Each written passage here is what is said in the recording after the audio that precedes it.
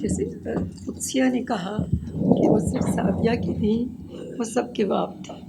آج میں بہت ہمت کر کے یہاں تک آئی اور میں سمجھتی ہوں کہ یہ دن شاید پھر مجھے نصیب نہ ہو مجلس میں آنا۔ شہید پاکستان کے بارے میں جو میں نے لکھا، آج میں ضرور کہوں گی کہ کیا میں غلط تو نہیں ہوں، آپ فیصلہ کریں گے۔ حکیم صاحب کا ہر لمحہ قیمتی تھا۔ وقت کی قدر کرتے ہوئے حکیم صاحب کو دیکھا، اس کی نظیر مشکل سے ملے گی۔ کیا آپ نے کبھی سنا تھا کہ طبیب باقاعدگی سے کئی شہروں میں مطب کرتا ہے؟ حکیم صاحب نے یہ بھی کر دکھایا۔ چاروں صوبوں میں مطب کرتے، ایک پیسہ فیس نہیں لیتے تھے۔ یہ ہمدردی بہت بڑی خوبی ہے اور اعلیٰ انسانی اوصاف میں سے ایک ہے۔ اچھے انسان کی تعریف یہی ہے کہ وہ کسی کو تکلیف میں دیکھے، اس کے دل پہ اثر ہو اور ان کی تکالیف کو کم کرنے کے لیے باعمل ہو جائے۔ یاد کرتا ہے زمانہ انہی انسانوں کو جو نکال لاتے ہیں لوگوں کو مشکل حالات کے طوفانوں سے، اور میں سمجھتی ہوں پاکستان کی تعمیر کے بعد جو کردار حکیم سعید کا ہے، اسے دنیا کا کوئی فرد بھی نہیں، کوئی شہر یا کوئی ملک نہیں بھلا سکتا۔ جہاں نام لیتے ہیں لوگ سر جھکا دیتے ہیں۔ ان کی شخصیت میں جدید دور کا ایک عالم باعمل نظر آتا تھا۔ ان کی شخصیت، ان کی مسکراہٹ خوشبو کی مانند تھی، جدھر سے گزرتے لوگوں کو مسرور کر دیتے تھے اپنی بات سے۔ ایک انسان کے ناطے انسانیت کی خدمت کرتے تھے۔ اللہ نے ان کو انسانیت کی معراج عطا کی اور وہ لفظ ہمدرد کے سراپا تصویر بن گئے۔ وہ جہاز میں سفر کے دوران بھی کام کیا کرتے تھے۔ حکیم صاحب سے میری 22 سال سے بھی زیادہ، 25 سال سمجھ لیں کہ میں نے شورا میں قدم رکھا تھا۔ مجھے انہوں لے کر آئے تھے خود، اور جب میں بھی حکومت میں تھی اور ان سے ملاقات اکثر ہوتی رہتی تھی۔ ان سے ایک دن میں نے پوچھا کہ آپ چائے پیتے ہیں؟ کہتے میں چائے نہیں پیتا۔ مجھے پہلی بار پھر انہوں نے مجھ سے اور باتیں بتائیں کہ وہ چائنا سے تعلق رکھتے تھے یا جو بھی تھا، بڑی بات ہوتی تھی ان کی میرے ساتھ۔ اب میں حکیم صاحب کے صفحے اول میں نظر آتے تھے۔ ہر مفید اور قومی کام ان کا اثاثہ رہا۔ تعلیم، صحت، بچوں کی تربیت، بزرگوں کے مسائل، خواتین کا عزت و احترام، درس گاہیں، مطب، علم و حکمت کے دروازے پاکستان کے عوام کے لیے کھول دیے۔ ہمدرد یونیورسٹی، ہر طرف ان کی ہمدردی کی خوبی پھیلی ہوئی ہے۔ دنیا میں جو عزت و وقار ان کو ملا، آج تک کوئی اس معیار پہ نہیں پہنچ سکتا۔ کوئی حکمران، کوئی بھی ہمارے پاکستان کا اس معیار پہ نہیں پہنچ سکا۔ حکیم صاحب نے ہر طبقہ کے لیے سہولیات فراہم کی۔ اکتوبر حکیم صاحب کی شہادت کا مہینہ ہے۔ جیسے شروع ہوتا ہے تو 17 اکتوبر کا دن نگاہوں میں گھوم جاتا ہے۔ اس دن حکیم صاحب نے مجھے 9 بجے اپنے مکتب میں بلایا تھا۔ میری بیٹی کی طبیعت خراب تھی تو میں نے ان سے وقت لیا، اور میں تیار ہو رہی تھی کہ میرے ہسبینڈ جو کہ KPT کے وہاں تھے، KPT میں انجینئر تھے، تو وہ صبح نکل جاتے تھے 7 بجے۔ راستے میں ان کا فون مجھے آیا 8 کہ تم تیار ہو رہی ہو مطلب جانے کے لیے، حکیم صاحب شہید ہو گئے۔ اور آپ نہیں سمجھتے کہ اس وقت کیا حالت ہوئی میری، اور میں بھاگی ہوئی جب پہنچی تو حکیم صاحب گھر آ چکے تھے اور وہ لگ رہا تھا سو رہے۔ وہ دن میں کبھی نہیں بھولتی۔ اردو زبان کو جو مقام حکیم صاحب نے دیا وہ کوئی حکمران نہیں دے سکا۔ اردو بطور سرکاری زبان کے قیام کے لیے سرکاری سطح پہ حکیم صاحب نے کہا، میں ایک اجلاس میں کہ میں محترم انوار الحق کو خراج تحسین پیش کرتا ہوں، وہ جج تھے، کہ وہ شام ہمدرد میں آئے ہیں، اردو کے سلسلے میں کام کیا جائے گا۔ زبان اور ادب پر حکیم صاحب کی تحریر جن کو مسعود احمد برکاتی صاحب نے مرتب کی، وہ ایک بہترین کام کیا گیا ہے۔ کچھ اشعار جو حکیم صاحب نے کہے، یا رب دعائے وصل نہ ہرگز قبول ہو، پھر دل سے کیا رہے گا جو حسرت نکل گئی۔ محبت کر غم دنیا ستائے تو محبت کر، محبت ہی اس جہاں میں ایک حسین اوزار ہے۔ میں سمجھتی ہوں ان کی ذات پاکستان کے اعلیٰ اقدار اور ہمارے معاشرے کی شریفانہ روایات کی شناخت تھی۔ وہ سائنس اور ٹیکنالوجی اور جدید علوم کی ترقیوں سے استفادہ کرنے اور آگے بڑھنے کے قائل تھے، اور ساتھ ہی وہ دین کے احکام اور بزرگوں کی وفاداری، شرافت کو بھی سینے سے لگائے ہوئے تھے۔ اخلاق اور کردار کو دین کا ستون سمجھتے تھے، اس لیے انہوں نے رسالہ واضح اخلاق جاری کیا تھا، اور آج ہمارا معاشرہ ان چیزوں سے محروم ہوتا جا رہا ہے، بلکہ ہو چکا ہے۔ شکریہ۔ ڈاکٹر تنویر خالد۔ بہت شکریہ۔ مجھے حکیم صاحب کے بارے میں کچھ کہنے کے سلسلے میں مکمل طور پر اپنی کم مائگی کا احساس ہے کہ میں کس طرح سے ان کی کاوشوں کا، ان کی خدمات کو الفاظ کے زاویے میں لا سکوں، لیکن پھر بھی میں یہ سمجھتی ہوں کہ اگر ان کی زندگی کے ایک پہلو کو بھی لیا جائے تو وہ ان کی تمام تر صلاحیتیں اس پہلو میں اجاگر نظر آتی ہیں، اور ان کی زندگی کے مختلف پہلو ہر انسان اور انسانیت، ایک مکمل انسانیت کے لیے ایک خدمت کی شکل میں ہم دیکھتے ہیں۔ نہ صرف پاکستان بننے کے بعد، جس میں ان کی خدمات کو تو گنا بھی نہیں جا سکتا، پاکستان بننے سے پہلے بر صغیر کے تقسیم میں ان کی بہت ساری کاوشیں موجود ہیں۔ انہوں نے اپنے بڑوں سے بھی سیکھا، ان کا ساتھ بھی دیا، اور اس سیکھنے کے بعد انہوں نے اس کو ایک عملی شکل پاکستان آنے کے بعد دی۔ ہم ان کو اگر ایک محقق کی حیثیت سے جانیں تو ہم دیکھتے ہیں کہ ان کی تحقیق چھوٹی چھوٹی باتوں سے لے کر بڑی سے بڑی بات تک جو ہماری زندگی کے ہر پہلو کو اجاگر کر سکتی ہیں اس سے متعلق ہیں۔ انہوں نے تحقیق کی، وہ ایک سائنسدان بھی تھے، انہوں نے کتابیں بھی لکھیں، انہوں نے کتابوں کو جمع بھی کیا تاکہ علم کا خزانہ دوسروں تک کے لیے پہنچے بھی اور محفوظ بھی رہے۔ پھر انہوں نے ایسی درسگاہیں تعمیر کی جن میں کہ ان کی شخصیت کے ہر پہلو کے ذریعے سے ہم کہہ سکتے ہیں کہ وہ اس کو اجاگر کرتی ہیں۔ بہترین جگہوں پر نہ صرف ایک کالج یا جامعہ بلکہ پورا ایک شہر آباد کیا مدینۃ الحکمت کے نام سے، جہاں پر وہ اب اپنے موجود ہیں جسد خاکی کی شکل میں۔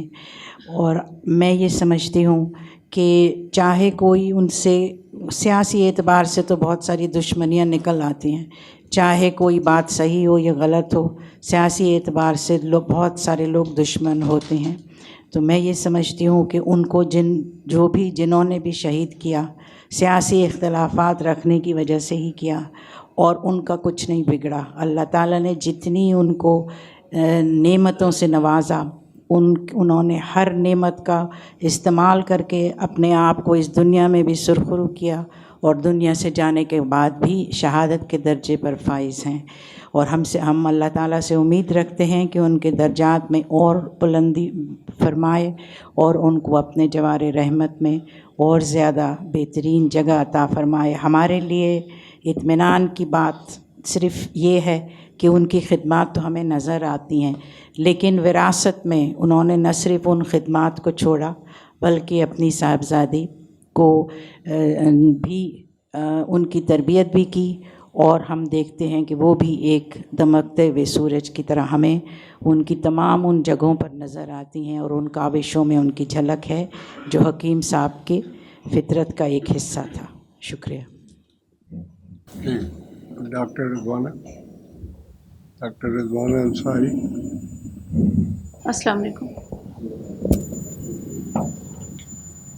حکیم صاحب کے لیے بہت مشکل ہے، الفاظ کی قلت سی ہونے لگتی ہے جب ہم ان کی شخصیت پہ بات کرتے ہیں۔ تو سائیں لطیف کا ایک شعر ہے جو میں نے اس سے پہلے بھی مجھے یاد پڑتا ہے کہ شاید پڑھا ہے: مانو سب نہ سونا پکھی سب نہ ہنج، کہ مانو من اچے بو بہار جی۔ سارے انسان خوبصورت نہیں ہوتے، اور نہ ہی سارے پرندے ہنس ہوتے ہیں، لیکن کسی کسی انسان میں سے بہار کی بو آتی ہے۔ حکیم صاحب ایک تہذیب کی نشانی، ایک تمدن کی علامت، ایک دور کا اعتبار اور ایک عہد کی سچی داستان تھے۔ ہمارے ملک میں بہت کم متنازع شخصیات ہیں، اور حکیم صاحب انہی میں سے ایک تھے۔ اب ان کی شہادت کی جو بھی وجہ بنی سو اس پہ ہم بات نہیں کرنا چاہتے۔ ہم اگر پوری دنیا میں دیکھتے ہیں تو وہی قومیں ہم دیکھتے ہیں جو آگے بڑھ رہی ہیں، جنہوں نے تعلیم میں آگے رہے اور جو صحت مند قومیں تھیں۔ تو حکیم صاحب نے انہی دونوں چیزوں پر کام کیا۔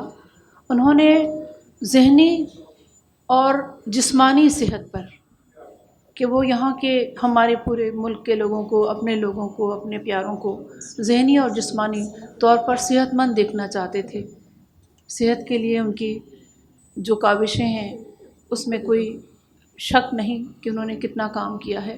اور اسی طرح ذہن سازی نوجوانوں کی کردار سازی کے ساتھ ذہن سازی ظاہر ہے کہ وہ تعلیم کے ساتھ ہی ممکن ہے، سو وہ کی گئی ہے. ہم ان سے بہت محبت کرتے ہیں. ہم ہمیشہ ان کا ذکر بہت احترام اور عقیدت کے ساتھ کرتے ہیں. لیکن کیا یہ صرف کافی ہے؟ ہم ان کے مشن کو آگے لے کر ہمیں ان کے مشن کو آگے لے کر بڑھنا چاہیے، کیونکہ ہم جس سے محبت کرتے ہیں تو ہم اس جیسا بننا چاہتے ہیں یا اس جیسا ہونے کی کوشش کرتے ہیں.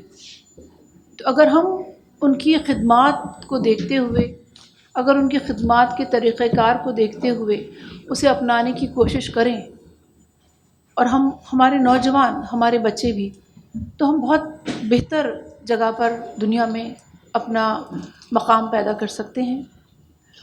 اور حکیم صاحب کی خدمات کو اور ان کی شخصیت کو میرے خیال میں ہمارے نصاب میں شامل ہونا چاہیے.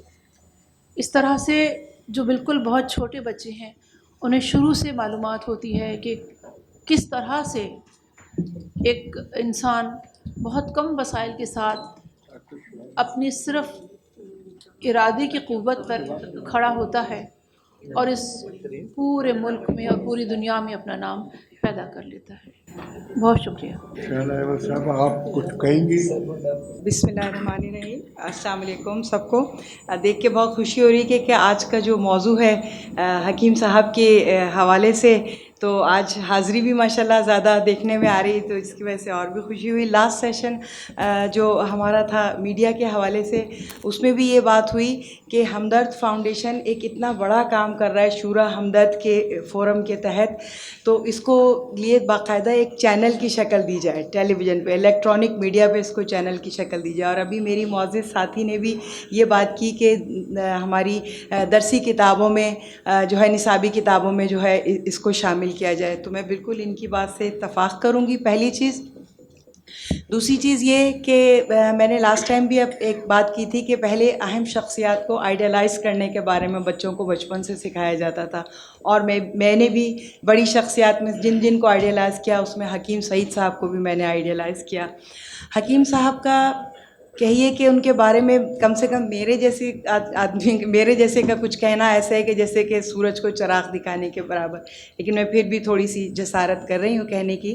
خوش قسمتی ہے کہ ان کے لیے کچھ بولنے کا موقع مل رہا ہے. مجھے وہ صبح یاد ہے جب ہم لوگ اکثر، پہلے تو کراچی میں بڑے اچھے حالات تھے، امن و امان ہوتے تھے. ہم لوگ فجر کی نماز کے بعد صبح سب ہائی وے ڈرائیو اور ناشتے واشتے پر بھی چلے جاتے تھے.